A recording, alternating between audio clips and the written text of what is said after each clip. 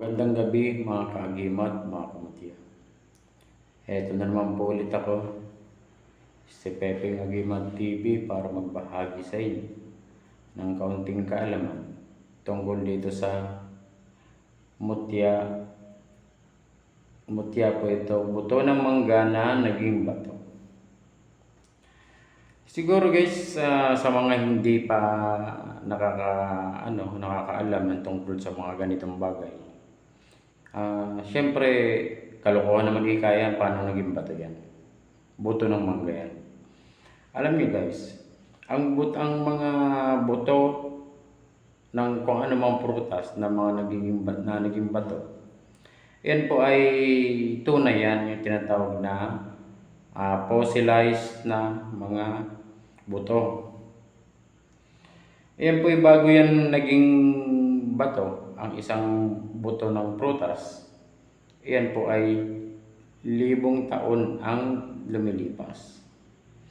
Kaya po sa mga nagsasabing hindi tunay, ayun, kayo po ay mga kulang sa kaalaman o pagsisiyasat sa mga bagay-bagay tungkol sa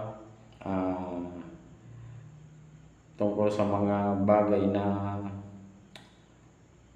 tungkol sa siyensya, ganun, sa science. Kasi po, ito po yung mga ganitong klaseng bato. Ito ay dati silang buto ng prutas. Kaya po ngayon, nung sila ay naging bato na, ito po ay pinaniniwalaan na nagtataglay ng kapangyarihan. Siyempre po, normal lang yun na paano siya na nabuo ng ganyan kung siya ay normal lang na buto ng prutas. Ibig sabihin, kumbaga, ito ay mayroon pang mas malalim na dahilan. Gaya ng sinasabi nga na pagkakaroon ng kapangyarihan ng mga na tuntawagin ay mutya. Gaya po nito, ito ay buto ng mangga na naging bato. Yan, tingnan nyo po.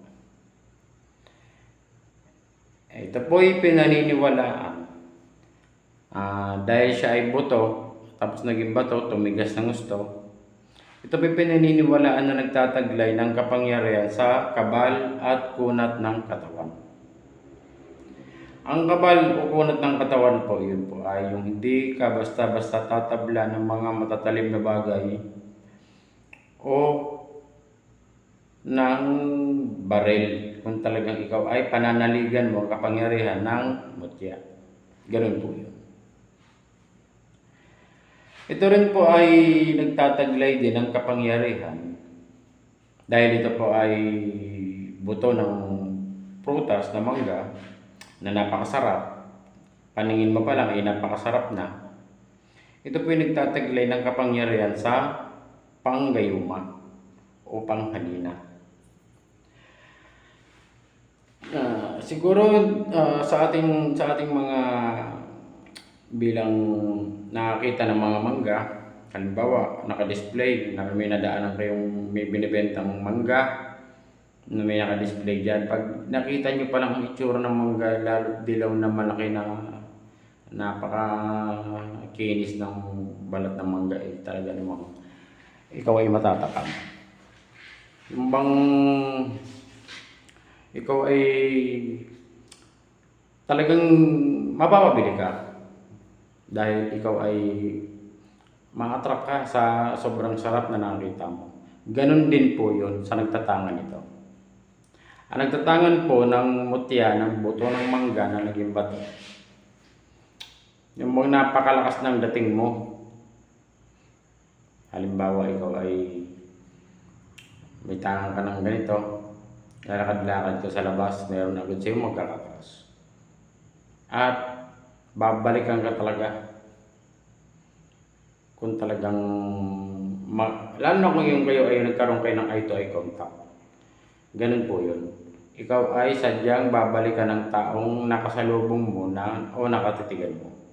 Dahil ikaw ay nagtatanga ng mutya ng buto ng mangga na naging bato. ikaw po ay napakalakas po ng dating mo. Ikaw ay sadyang gayumang-gayuman mo talaga ang taong makakasalubong mo at nakipagtitigan sa iyo. Ganun po yun. Ito rin po yung napakabisang gamit, lalo na kung ikaw ay nagninegosyo. Halimbawa po, ang negosyo mo yung mga pagtitinda. Titinda sa bahay, yung sari-sari store, tinda sa palengke, o kung ano mga paninda sa palengke ang tinitinda mo, o mga online selling, ganon. Ito po ay napakainam na gamit. Dahil po, sa taglay nito, nakapangyarihan sa gayuma, talaga pong madaling maakit ang mga customer sa iyong mga iniaalok na produkto o paninda. Kaya po, napakagandang gamit nitong mutya ng buto ng mangga na naging bato. Tunay po yun. Ito rin po yung pinaniniwalaan din, na kapag ikaw ay may tangan ka nito, o ikaw ay nag-iingat ka ng ganitong mutya, ikaw po ay, kumbaga, tinatawag na green thumb, yung bang kahit na ano itanim mo, basta tungkol sa halaman o kaya sa paghahalaman ng iyong gagawin, sigurado pong maganda magiging ani ng iyong mga pananim balang araw.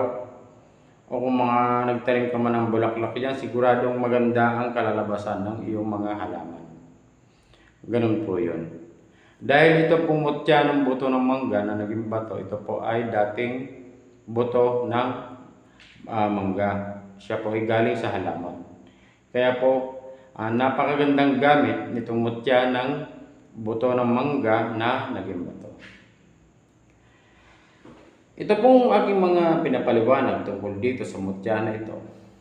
Ito po ay para lamang sa mga naniniwala. Sa mga hindi po naniniwala, hindi ko naman po kayo pinipilit. Sa mga nakakaalam lang o mga naniniwala ko po ito, gustong ipaalam. Dahil sa mga hindi po naniniwala ay sa inyo naman po yan eh. Kung basta wag na lang kung magsalita ng kung ano-ano dahil hindi naman po maganda yung ganun. Isa pa, nag-share lamang po ako ng aking kaalaman tungkol dito sa mutya na ito na buto ng mangga na naging bato. Hindi ko po intention na pilitin kayo na paniwalain. Sana po may natutunan kayo sa aking ibinahagi sa gabing ito. Salamat po sa aking mga datiyan ng subscribers na patuloy na sumusuporta sa akin.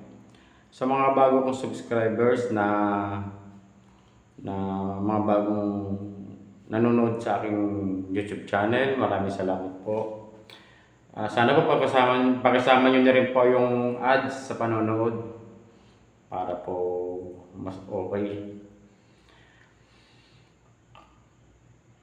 Salamat din po sa mga nanonood ng mga videos ko o kung tawagin ay silent viewers. Salamat po sa inyo. Sana po ay pakisubscribe nyo na din kung may time kayo. Maraming salamat po ulit sa inyo at magandang gabi.